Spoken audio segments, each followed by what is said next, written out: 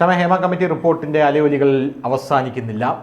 Hema committee റിപ്പോർട്ടിൽ ഇപ്പോൾ വലിയ രീതിയിലുള്ള പരാതികൾ പല ഭാഗത്തു നിന്നും വന്നുകൊണ്ടിരിക്കുകയാണ്. മുകേഷിനെതിരെ 3 പരാതിയായി. അതിൽ ഒന്നത്തെ പരാതി ടെസ് ജോസഫിന്റെ, രണ്ടാമത്തെ മീനു മുനീറിന്റെ, മൂന്നാമത്തെ ഇന്ന് ആർട്ടിസ്റ്റ് സന്ധ്യ എന്ന് പറയുന്നൊരു സ്ത്രീ പരാതിയുമായിട്ട് രംഗത്തെത്തിയിട്ടുണ്ട്. അവരുടെ കൂട്ടുകാരിയുടെ അമ്മയെ കയറി പിടിച്ചു എന്ന് പറഞ്ഞു. അതായത് അമ്മയും പെങ്ങളെയും പോലും തിരിച്ചറിഞ്ഞുകൂടാത്തവന്മാരാണ് ഈ സംഘടനയിൽ ഇരിക്കുന്നത് എന്ന് സാരം. അപ്പോൾ അങ്ങനെ കൂട്ട പരാതികളാണ് ഇവിടെ വന്നുകൊണ്ടിരിക്കുന്നത്. എന്താണ് ബാക്കിയുള്ള പരാതികൾ? DGPയുടെ മെയിലിലേക്ക് അയച്ചു കൊടുക്കുകയാണ് പരാതികൾ.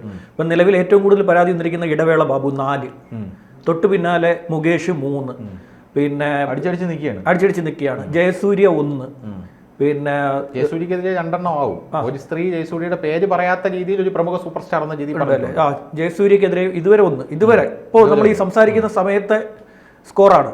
പിന്നെ സിദ്ദിഖ് 1, രഞ്ജിത്ത് 1, ഇതാണ് നിലവിലെ സ്കോർ. പിന്നെ അതൊന്നും പോരാഞ്ഞിട്ട് ഇതുവരെ പുറത്തു വരാത്ത പേരുകളിൽ പരാതികൾ കൂട്ടത്തോടെ വരുന്നു. പുറത്തു വരാത്ത പരാതികൾ ഇതുവരെ പോലീസ് ആസ്ഥാനത്ത് 28 പരാതികൾ എത്തിയിട്ടുണ്ട്. DGP ഇപ്പോൾ കേരള എന്ന് പറഞ്ഞിട്ട് DGPയുടെ മെയിലുണ്ട്. അപ്പോൾ ആ മെയിൽ ID യിലേക്ക് ഇതുവരെ അത്രയും പരാതികളാണ് വന്ന് കയറിയിരിക്കുന്നത്. ഇപ്പോൾ ഈ സംസാരിക്കുന്ന സമയം അനുസരിച്ച് അത് ഇനിയും കൂടുമെന്ന് വെച്ച് കഴിഞ്ഞാൽ ഇവർ കാട്ടിക്കൂട്ടിയിരിക്കുന്ന തോന്നിവാസത്തിന് കയ്യും കണക്കും ഇല്ല എന്നതിൻ്റെ അർത്ഥമാണ് ഈ പോലീസ് ആസ്ഥാനത്തേക്ക് വ്യാപകമായി പരാതി വന്ന് കയറാനുള്ള കാരണം. പരാതി തട്ടിയിട്ട് നടക്കാൻ പറ്റാത്ത അവസ്ഥ, അതാണ് ഇപ്പോൾ അവിടെ സംഭവിച്ചുകൊണ്ടിരിക്കുന്നത്. എല്ലാത്തിനുമെതിരെ കേസെടുക്കും. ജാമ്യമില്ലാ വകുപ്പിൽ കേസെടുക്കുന്നു. രഞ്ജിത്ത് മൂവ് ചെയ്തിട്ടുണ്ട് ബെയിലിന് എന്ന് നമുക്ക് മനസ്സിലാക്കാനായിട്ട് സാധിക്കുന്നു. അതെ, ഹൈക്കോടതി പോകും. അങ്ങനെ പറ്റുള്ളൂ. ഹൈക്കോടതി പോയി മുൻകൂർ ജാമ്യത്തിന് പോകാൻ സാധ്യതയുണ്ട്. സിദ്ദിഖിനെതിരെ റേപ്പ് എടുക്കും. റേപ്പാണ് സംഭവം. റേപ്പ് എടുത്തു കഴിഞ്ഞാൽ നിയമ സംവിധാനം മുൻകൂർ ജാമ്യത്തിന് പോയി കഴിഞ്ഞാൽ പോലും സിദ്ദിഖിന്റെ മുൻകൂർ ജാമ്യാപേക്ഷ തള്ളിക്കളയും. പിന്നെ ആ സമയത്ത് കുട്ടിയുടെ പ്രായം എന്തായിരുന്നു എന്ന സംബന്ധിച്ചുള്ള പരിശോധന നടക്കും. പ്രായം എന്ന് പറയുന്നത് 18 വയസ്സിൽ താഴെ ആയിരുന്നു എന്ന് പറഞ്ഞു കഴിഞ്ഞാൽ പിന്നീട് പോക്സോയിലേക്ക് പോകും, ജീവിതം നശിക്കും, അകത്തു. അതായത് നിലവിലെ നിയമ സംവിധാനത്തെ ഇവർ അട്ടിമറിക്കാതിരുന്നാൽ, ഈ സർക്കാർ ഈ നിയമ സംവിധാനത്തെ ഇപ്പോഴത്തെ അതായത് ഇപ്പോൾ പ്രോസിക്യൂട്ട് ചെയ്യേണ്ട രീതിയിൽ തന്നെ പോവുകയാണെങ്കിൽ സിദ്ദിഖാകത്തു പോകും. രഞ്ജിത്തിന് ചിലപ്പം 354 മുൻകൂർ ജാമ്യം ലഭിക്കാൻ സാധ്യതയുണ്ട്. പക്ഷെ മുകേഷിന്റെ കാര്യമാണ്. മുകേഷിനെതിരെ ഞാൻ പറഞ്ഞില്ലേ, പരാതികൾ വന്നുകൊണ്ടിരിക്കുക. പരാതി വരുന്നുണ്ട്. പക്ഷെ CPM സംരക്ഷിക്കും. എത്ര കാലം പിടിച്ചിരുത്തും ഇവർ? എത്ര കാലം മുകേഷിനെ ഇങ്ങനെ സഹായിച്ചു പൊതിഞ്ഞ് എത്ര കാലം മുകേഷിനെ നിർത്താൻ സാധിക്കും? അവിടെ CPM എത്ര വനിതാ നേതാക്കളുണ്ട്? ഇദ്ദേഹത്തിന്റെ തോന്നിവാസം വനിത പിന്നെ ഇവരുടെ മന്ത്രിയോടല്ലേ പഴയ ഇന്റർവ്യൂ ഇന്നലെ നമ്മൾ ധനുഷ് സംസാരിച്ച ഇന്റർവ്യൂ ഞാൻ എടുത്ത് നോക്കിയപ്പോൾ അത് ആരോടാ? വീണ ജോർജിനോടാ. അത് നമ്മുടെ പഴയ ഫ്ലോർ ഇന്ത്യ വിഷൻ ഇരുന്നിട്ടാണ് സംസാരിക്കുന്നത് ഈ കാര്യങ്ങളെല്ലാം. ഞാൻ ആ പഴയ ഇന്റർവ്യൂ എടുത്ത് നോക്കി. അപ്പോൾ അതിൽ അവരുടെ മന്ത്രിയോട് തന്നെ പിന്നെ സരിത പറഞ്ഞിരിക്കുന്ന കാര്യങ്ങൾ, ഇദ്ദേഹത്തിന്റെ തോന്നിവാസങ്ങൾ എന്തൊക്കെയായിരുന്നു എന്ന് പറഞ്ഞു വെച്ചു. അതേ മന്ത്രി വീണ ജോർജ് ഇപ്പൊ പറഞ്ഞിരിക്കുന്നത് എല്ലാ ഇരകളുടെ കൂടെ ഞാൻ 100% നിൽക്കുന്നു എന്നാണ്. പിന്നെ മുകേഷ് എന്തുകൊണ്ട് മാറി നിൽക്കുന്നില്ല, രാജിവെക്കുന്നില്ല? അതെ, MLA സ്ഥാനം രാജിവെക്കുന്നത്. ധാർമ്മികത എന്ന് പറയുന്ന സാധനം അദ്ദേഹത്തിന് ഇല്ലല്ലോ. അത് ആലോചിച്ച് നോക്കൂ. അത് ഇന്നും നമ്മൾ സ്പെഷ്യൽ എപ്പിസോഡായിട്ട് ഇന്ന് നമ്മളത് വീണ്ടും എടുക്കുന്നുണ്ട്. മുകേഷിനെ നമ്മൾ തൽക്കാലം ആ കരുവിനെ എടുത്ത് ഒരു സൈഡിലോട്ട് വെക്കുന്നു. ബാക്കിയുള്ളവരിലേക്ക് പോകാം. ഇതൊന്നും പോരാത്ത മറ്റാളുകൾ, ഇതുവരെ പുറത്ത് പറയാത്ത, ഇതുവരെ മാധ്യമങ്ങളിൽ വന്ന് സംസാരിക്കാത്ത യുവതികളുടെ പരാതികൾ കൂട്ടത്തോടെ പോലീസ് ആസ്ഥാനത്തേക്ക് വരും. ഇപ്പൊ നിലവിൽ അന്വേഷിക്കുന്നത് അജിത ബീഗം, DIG. അവർ ഇന്നാണ് ചാർജ് എടുത്തിരിക്കുന്നത്, DIG ആയി. പിന്നെ പിന്നെ മെറിൻ ജോസഫ്, പിന്നെ ഐശ്വര്യ ഡോങ്കറെ, പിന്നെ പൂങ്കുഴലിക്കാണ് ഇപ്പം രഞ്ജിത്തിന്റെ കേസിന്റെ പിന്നെ FIR കോപ്പി എടുത്ത് കൊടുത്തിരിക്കുന്നത്. പൂങ്കുഴലി ഈ 4 ഉദ്യോഗസ്ഥരും നല്ല സ്ട്രോങ് ആയിട്ടുള്ള ഉദ്യോഗസ്ഥരാണ്. ഐശ്വര്യ എന്ന് പറയുന്നത് എല്ലാ സ്ത്രീകളാണ്. 4 IPS സ്ത്രീകൾ. ഐശ്വര്യ ഇത്തിരിയുടെ സ്ട്രോങ് ആണ്. ഇതിനകത്ത് ഈ കൂട്ടത്തിൽ വളരെ സ്ട്രോങ് ആണ് ഐശ്വര്യ. പിന്നെ ഈ സ്ത്രീകൾക്ക് കുട്ടികൾക്കും എതിരായിട്ടുള്ള അതിക്രമങ്ങൾ കണ്ടു കഴിഞ്ഞാൽ ഒരു കാരണവശാലും സഹിക്കാത്ത ഒരാളാണ് ഐശ്വര്യ. അവർ ഈ കോവളത്ത് നടക്കാൻ പോയി ഒരു ദിവസം, പണ്ട് നടക്കാൻ പോയപ്പോൾ ആരോ ഒരാൾ ഇവരെ വല്ലാതെ നോക്കി. അവര് പോയി ഈ പോലീസുകാരിയെ അറിയില്ലല്ലോ, ആളെ കാണുമ്പോൾ വളരെ സുന്ദരിയാണ്. അപ്പോൾ ഇവരെ ഇങ്ങനെ നോക്കി നടക്കാൻ പോയപ്പോൾ അവർ പോയി യൂണിഫോം ഇട്ടിട്ട് തിരിച്ചു വന്ന് ഇവനെ എടുത്തോണ്ടങ്ങ് പോയി. എടുത്തോണ്ടങ്ങ് കളഞ്ഞു. എടുത്തോണ്ട് പോയി അവിടെ കൊണ്ടുപോയിട്ട് FIR ഇട്ട്, അത് കടുത്ത FIR ഇട്ട് കൊടുത്ത്, എന്താ പിന്നെ കയറി പിടിക്കാൻ ശ്രമിച്ചു എന്നുള്ള രീതിയിൽ FIR ഇട്ടും കൊടുത്തു. അവനെന്തോ ആംഗ്യം കാണിച്ചു ഇവരെ. അവനറിയില്ലല്ലോ, അത് ഇന്നവനറിയില്ല. ഇത് IPS സംഭവം നടന്നത് നമ്മുടെ ഈ കോവളത്ത്. പിന്നെ കോളേജ് നടക്കാൻ പോയപ്പോഴത്തേക്ക് എന്തോ ആംഗ്യം കാണിച്ച് എന്തോ ഇത് ആംഗ്യ ചേഷ്ട കാണിച്ചു. അവൻ എന്തോ കാണിച്ചു, ഇവർ IPS കാരിയെന്ന് പറഞ്ഞു. എന്നിട്ട് ഇവ അവിടെ തന്നെ കുത്തിയിരിക്കുകയും ചെയ്തു. അവർ പോയി യൂണിഫോം ഇട്ട് വണ്ടി എടുത്തിഞ്ഞ് വന്ന് വണ്ടിഞ്ഞിട്ട് വന്ന് ഹാങ്കഫിട്ട് എടുത്തോണ്ട് അങ്ങ് പോയി. അത് കുറേ ഇവിടെ കിടക്കുമായിരുന്നു ജയിലിൽ. എന്നാൽ 90 ദിവസത്തോളം ഇവിടെ കിടന്നു. കടുത്ത വകുപ്പ് ഇട്ട് കൊടുത്തോളാം, കയറി പിടിക്കാൻ ശ്രമിച്ചു എന്നൊക്കെ പറഞ്ഞ് വകുപ്പിട്ട് ടൈറ്റ് ചെയ്തോളാം. അത്രയും പിന്നെ ഇതുള്ള ആളുകളുടെ കയ്യിലാണ് ഈ സാധനം കൊണ്ടുപോയി കൊടുത്തിരിക്കുന്നത്. ഇതിനകത്ത് ഞാൻ ചൈത്രയും കൂടെ കൊണ്ടിട്ടിരുന്നെങ്കിൽ ഇത് സിദ്ദിഖ് ഈ കൊല്ലം ഇവിടുത്തെ ഇറങ്ങാത്ത പരിപാടി കളഞ്ഞ അട്ടല്ലൂരി ഇല്ല അട്ടല്ലൂരി എന്നൊക്കെ അട്ടല്ലൂരിയൊക്കെ ഒരു ഇത് കഴിഞ്ഞല്ലോ, ഒരു ഇത് കഴിഞ്ഞല്ലോ. അട്ടല്ലൂരിയുടെ പരിപാടി അറിയത്തില്ലായിരുന്നു. പണ്ട് മാതിനിയെ പിടിക്കാൻ ചെന്ന് അവർ പറഞ്ഞു പറ്റത്തില്ലെന്ന്. അട്ടല്ലൂരി മറ്റേ അത് ഇത് വലിച്ചൂരിയിട്ട് എറിഞ്ഞിട്ട് കൊടുത്ത സാധാരണ പോലീസല്ലേ അട്ടല്ലൂരി എറിഞ്ഞ പറ്റിച്ചു കൊടുത്ത് അൻവർ ശരിയിൽ ഓടിച്ചോമാരെല്ലാം അതിനെ അവര്. പക്ഷേ ഇപ്പൊ പഴയ ഒരു സ്ട്രോങ് അവർ ഇത്രയൊക്കെ ആയില്ല, വർഷം ഇത്രയും സർവീസ് ആയല്ലോ. പക്ഷേ ഐശ്വര്യം എന്നൊക്കെ നിൽക്കുന്നത് വളരെ സ്ട്രോങ് ആണ്. മെറിനും ഐശ്വര്യയും അവരൊക്കെ വളരെ സ്ട്രോങ് ആണ്. അതിന്റെ കൂട്ടത്തിലാണ് ഈ ചൈത്രയും കൂടി ഇട്ടിരുന്നത്. ചൈത്ര ടൈറ്റ് ചെയ്യും. ചൈത്ര ഒരു കാരണവശാലും സ്ത്രീകൾക്കെതിരായിട്ടുള്ള അതിക്രമം ഒരു കാരണവശാലും അംഗീകരിക്കാത്ത വനിതാ ഉദ്യോഗസ്ഥയാണ് ചൈത്ര. ചൈത്ര പക്ഷേ ഈ ടീമിൽ ഇട്ടില്ല. അവർക്കറിയാം സർക്കാരിന് ഇതിന്റെ അപകടം അറിയാം. അവരുടെ സർക്കാരിന് അപകടം അറിയാന്നുള്ള ഇപ്പൊ നമ്മുടെ കാഫിർ സ്ക്രീൻഷോട്ടൊക്കെ അറിയാലോ. സർക്കാർ ഇട്ടിട്ട് അവര് അവസാനം കണ്ടുപിടിച്ചു വന്നപ്പോൾ CPM ആണ് പ്രതികൾ. CPM ആണ്. അതെ, അങ്ങനെ ഒരു അപകടം കൂടെ ഉള്ളത് കൊണ്ട് സർക്കാർ നോക്കി കണ്ടൊക്കെ ഇടുള്ളൂ നമുക്ക് തോന്നുന്നല്ലേ. സർക്കാർ നോക്കി കണ്ടു ഇടത്തുള്ളൂ. പിന്നെ ഈ കൂട്ടത്തിൽ ഇത് അന്വേഷിച്ച് പോയി കഴിഞ്ഞാൽ ഇത് രാഷ്ട്രീയക്കാരും ഇതിനകത്ത് വരും. അത് ശരി. രാഷ്ട്രീയക്കാരും അതായത് സിനിമാക്കാരും രാഷ്ട്രീയക്കാരും പങ്കാളിത്തത്തോടുള്ള പീഡനം ഇവിടെ നടന്നിട്ടുണ്ട്. പക്ഷെ കഥ പുറത്തു വന്നിട്ടില്ല. ഇന്നൊരു അദ്ദേഹം വളരെ സ്ട്രോങ് ആയിട്ട് പറഞ്ഞിരിക്കുന്നു, പിന്നെ ഇവരെ പിടികൂടണമെന്ന്. അല്ല, ഈ മുകേഷിനെതിരെയൊക്കെ നടപടി വേണമെന്നൊക്കെ പറഞ്ഞ് സ്ട്രോങ് ആയിട്ട് പറഞ്ഞിരിക്കുന്നു. അദ്ദേഹത്തിന് ഒരു നടിയുടെ കൂടെ പിടിച്ചതാണ്. ഒരു നടിയെ പീഡിപ്പിക്കാൻ ശ്രമിച്ചു എന്ന് പറഞ്ഞ് അദ്ദേഹത്തിനെതിരെ പണ്ട് ആരോപണം ഉയർന്നതാണ്.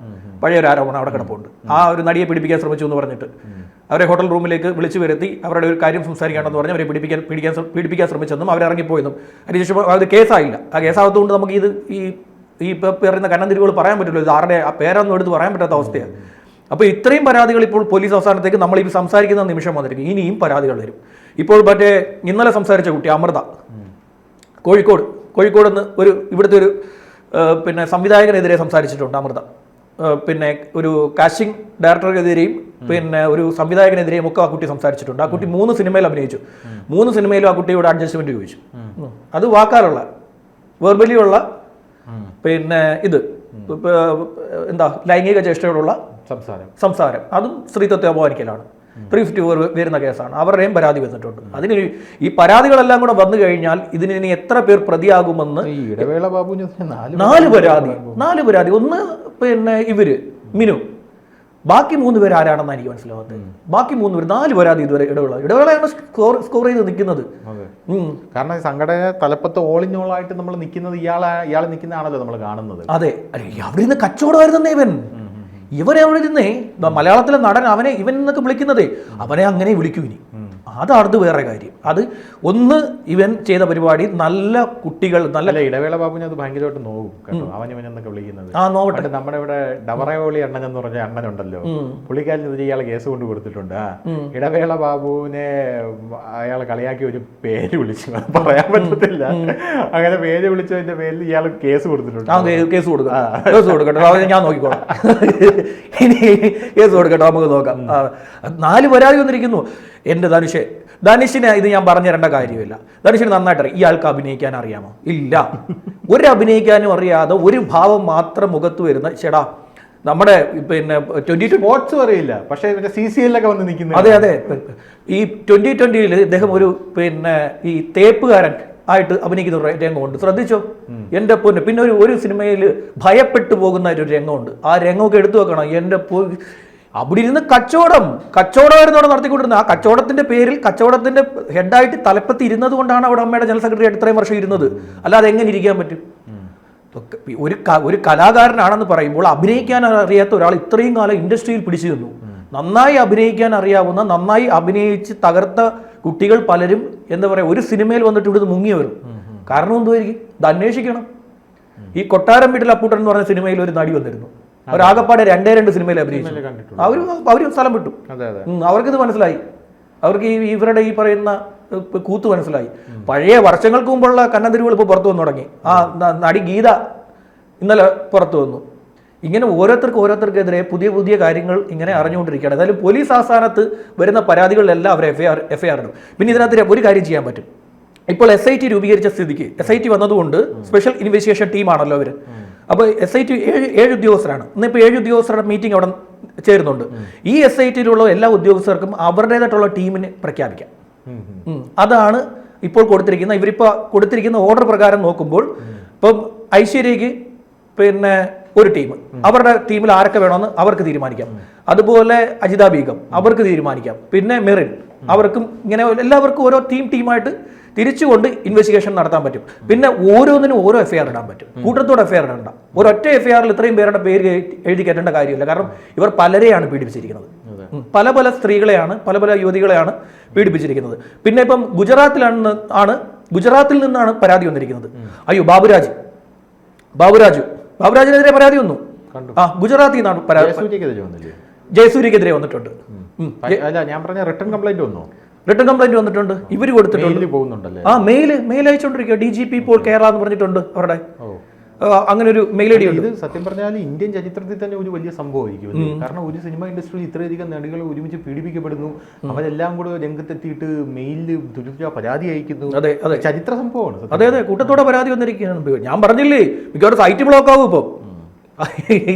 എല്ലാവരും കൂടെ ചെന്ന് ആ സൈറ്റിലോട്ട്. ഞാൻ പറയുന്നതാണ് കേട്ടോ, നമ്മുടെ ഫേസ്ബുക്ക് എടുത്തിട്ട് ഒരു ഫീഡ് ഇങ്ങനെ റിഫ്രഷ് ചെയ്യുമ്പോൾ അടുത്ത പരാതി, മത്സരിച്ച പരാതികൾ ഇങ്ങനെ മത്സരിച്ച് പരാതി കൊടുത്തുകൊണ്ടിരിക്കുക. അത് ചെയ്ത് കാണുമെന്ന് ഈ ജൂനിയർ ആർട്ടിസ്റ്റുകളുടെ ഞാൻ പറയുന്നത് എപ്പോഴും പറയുന്നത് ജൂനിയർ ആർട്ടിസ്റ്റുകൾ. അതെ, അവരാണ് ചൂഷണത്തിന് അവരെ എളുപ്പത്തിൽ ചൂഷണത്തിൽ വീഴ്ത്താൻ പറ്റും. അതെ, സത്യം. പിന്നെ ഒരു സീനിൽ പാസിംഗ് ഷോട്ടിൽ വരുന്ന കുട്ടികളെ കൊണ്ടുപോയിട്ടുണ്ടെന്നേ. പാസിംഗ് ഷോട്ട് എന്ന് പറഞ്ഞാൽ അറിയാലോ, പാസിംഗ് ഷോട്ട് വെറുതെ ആ സൈഡിൽ കൂടെ പോകുന്ന ഷോട്ട്, അതിൽ വരുന്ന കുട്ടികൾ ആ ഒരു രംഗം എടുത്തതിന് ഉമ്മാരുടെ കൂടെ കിടക്കേണ്ടി വന്നിട്ടുണ്ട്. അതുവരെ പിന്നെ മറ്റൊരു കുട്ടി പറയുന്നതിന്റെ കൂട്ടത്തിൽ പറഞ്ഞിരിക്കുന്നു, ആ ഗുജറാത്തിലുള്ള കുട്ടി പറഞ്ഞിരിക്കുന്നു, പാസിംഗ് ഷോട്ടിൽ കൊണ്ടുവന്ന കൊച്ചിനെ കൊണ്ടുപോയി പീഡിപ്പിച്ചു. ഇങ്ങനെയാണ് ഇവിടെ നടന്നുകൊണ്ടിരിക്കുന്നത്. ഇതൊക്കെ കേൾക്കുമ്പോൾ ആൾക്കാർ വിചാരിക്കും, ഇത്രയും കാലത്തിന് ശേഷമാണല്ലോ പരാതി വന്നതെന്ന്. ചേടാ, ഈ ട്രോമ ഉണ്ടാക്കി കൊടുക്കും. പിന്നെ ഇവരുടെ ഭീഷണി, ഇങ്ങനെ ഒരു അവസരം വരുമ്പോൾ മാത്രമേ അവർക്ക് പരാതി കൊടുക്കാൻ കൂടെ തയ്യാറാവുള്ളൂ. അല്ല സിംഗിളായിട്ട് ഒറ്റയ്ക്ക് വന്നു കഴിഞ്ഞാൽ ഒറ്റയ്ക്ക് ഒരു പരാതിയായിട്ടൊന്ന് പ്രത്യക്ഷപ്പെട്ടു ഉപ്പാട് വന്നു വളഞ്ഞിട്ട് ആക്രമിക്കും. അത് കണ്ടല്ലോ നമ്മൾ. ഈ പരാതിയായിട്ട് വന്ന സ്ത്രീകളെല്ലാം നേരത്തെ പരാതിയായിട്ട് വന്നവരാണ്. പരാതിയായിട്ട് കളിയാക്കി പുറത്താക്കുന്ന പോലീസുകാരുടെ അടുത്തേക്ക് പോകുമ്പോഴും പോലീസുകാർ ഇവർ ഈ കണ്ണിലൂടെയാണ് കാണുന്നത്. കടന്നു കൊടുത്തിട്ടില്ല എന്നുള്ള രീതിയിലാണ് പറയുന്നത്. ചൂഷണത്തെ ചൂഷണമായിട്ട് എടുക്കാൻ എന്തുകൊണ്ട് സാധിക്കുന്നില്ല? ചൂഷണത്തെ ഈ കുട്ടികൾക്ക് അവർ പെട്ടുപോകുന്നു, അവർ ഒരു ട്രാപ്പിൽ പെട്ട് അവർക്ക് ഒരു ജീവിതം ഇങ്ങനെ ഒരു സംഭവം അനുഭവിക്കേണ്ടി വന്നു. അതൊരു കുട്ടി പുറത്ത് പറയാൻ വന്നു കഴിഞ്ഞാൽ അതിന് പിന്തുണ കൊടുക്കുകയാണ് വേണ്ടുന്നത്. അല്ലാതെ അന്ന് പീഡിപ്പിച്ചു അന്ന് പറഞ്ഞുകൂടായിരുന്നോ എന്നൊക്കെയാണ്. പോലീസുകാരുടെ ഈ അടവുകളൊക്കെ നല്ലപോലെ. അതെ, അതുകൊണ്ടായിരിക്കും വനിതാ പോലീസുകാരെ ഇട്ടത്. അതെ, ഇതിനകത്ത് കുറെ ഈ കുട്ടമ്പിള്ള പോലീസുകാരുണ്ടെന്നേ. കുട്ടമ്പിള്ള സദാചാരമായിട്ട് ഇങ്ങനെ ചിന്തിക്കുന്ന കുറെ ഒരു തവണ പീഡിപ്പിക്കപ്പെട്ടു, പിന്നെ എങ്ങനെ അടുത്ത തവണ പീഡിപ്പിക്കപ്പെട്ടു. ഇത് ഒരു ട്രാപ്പിൽ പെട്ട് കഴിഞ്ഞാൽ ഒരു തവണ ഇവർ കൊണ്ടുപോയി കഴിഞ്ഞാൽ ഇവരൊന്ന് ചിലപ്പോൾ വീഡിയോ എടുത്തു വെക്കും. ഈ വീഡിയോ വെച്ചിട്ടായിരിക്കും രണ്ടാമത്തെ തവണ നീ വന്നില്ല എന്നുണ്ടെങ്കിൽ ഇത് നിന്റെ ഇപ്പോൾ ഈ സമയത്തായിരിക്കും ചിലപ്പോൾ ഈ കുട്ടിയുടെ സഹോദരിയുടെ വിവാഹമോ അല്ലെങ്കിൽ മറ്റൊരു കാര്യം എന്തെങ്കിലും ഉണ്ടെങ്കിൽ ഈ കുട്ടിക്ക് പറയാൻ പറ്റൂ. പിന്നെ ഇത് ഇൻഡസ്ട്രിയിൽ അങ്ങ് പാട്ടാകും. ഇൻഡസ്ട്രിയിൽ പാട്ടാവും. ഈ പെണ്ണുപിടിയന്മാർക്കിടയിലെല്ലാം ഈ പെൺകുട്ടി ഒരു കോഡ് നെയിമിൽ അങ്ങ് പ്രചരിക്കുകയാണെന്നാണ് ഹേമ കമ്മിറ്റി റിപ്പോർട്ടിൽ പറയുന്നത്. അതെ, അത് അവർക്ക് എന്തോരം ട്രോമ ചൂഷണം എന്ന് പറഞ്ഞാൽ ഇതാണ്. അതായത് ഒരു യുവതി ചൂഷണത്തിന് ഇരയാവുന്ന ഒരു ഇതിനു വേണ്ടി, ഒരു റോളിന് വേണ്ടിയിട്ട് അവർ ആ ചൂഷണത്തിന് ഇരയായി കഴിഞ്ഞ ശേഷം അവിടെ തീരുന്നില്ല ചൂഷണം. ആ യുവതി വിചാരിക്കുന്നത് ഇവിടെ തീരുവെന്നായിരിക്കും. പക്ഷെ ഇതങ്ങ് പ്രചരിക്കുകയാണ്. കാണുന്ന എല്ലാ ആൾക്കാർക്കും ചൂഷണം ചെയ്യപ്പെടേണ്ട ഒരു വസ്തുവായിട്ട് മാറുകയാണ്. അതായത് ഇപ്പോൾ ഒരാളുടെ കയ്യിൽ കിട്ടിക്കഴിഞ്ഞാൽ ഒരാൾ കൊണ്ടുപോയി എന്ന് വെച്ചോ, ഒരു രാത്രി കൊണ്ടുപോയി, തൊട്ടടുത്ത് ഇവൻ തന്നെ മറ്റവൻ്റെ അടുത്ത് പറഞ്ഞു കൊടുക്കും, തൊട്ടടുത്ത ദിവസം കോഡ് ഭാഷയിൽ പറഞ്ഞു കൊടുക്കും, തൊട്ടടുത്ത ദിവസം ഇത് അതിന്റെ റൂമിൽ പോയിട്ട് വരും, അവന്റെ റൂമിൽ നിന്ന് മറ്റു റൂമിൽ പോയിട്ട് വരും. ഇതിങ്ങനെ പോയി ഒരു ഘട്ടം എത്തുമ്പോഴാണ് ഈ കുട്ടിയെ മനസ്സിലാവുന്നത് താൻ ചൂഷണം ചെയ്യപ്പെടുകയാണ്, തനിക്ക് പക്ഷേ തന്നോട് പറഞ്ഞ രീതിയിൽ താൻ വഞ്ചിക്കപ്പെടുകയാണെന്ന് മനസ്സിലാവുന്നത്. അതോടുകൂടി ഇൻഡസ്ട്രി വിട്ട് ഇവർ മുങ്ങും, ഇവർ സ്ഥലം വിടും. ഇപ്പോൾ ഗുജറാത്തിൽ ഇരിക്കുന്ന കുട്ടി പറയുന്നത്, ഞാൻ എൻ്റെ ഭർത്താവ് പൂർണ്ണമായും പിന്തുണ തന്നതുകൊണ്ടാണ് ഞാൻ ഈ പരാതിയുമായി രംഗത്തെത്തിയത്. ബാക്കിയുള്ളവരാരെങ്കിലും പറയും, ഭർത്താവിനോട് പറഞ്ഞു കഴിഞ്ഞാൽ അങ്ങനെ വിശാലമായി ചിന്തിക്കുന്ന ഭർത്താക്കന്മാരൊക്കെ കുറവല്ലേ.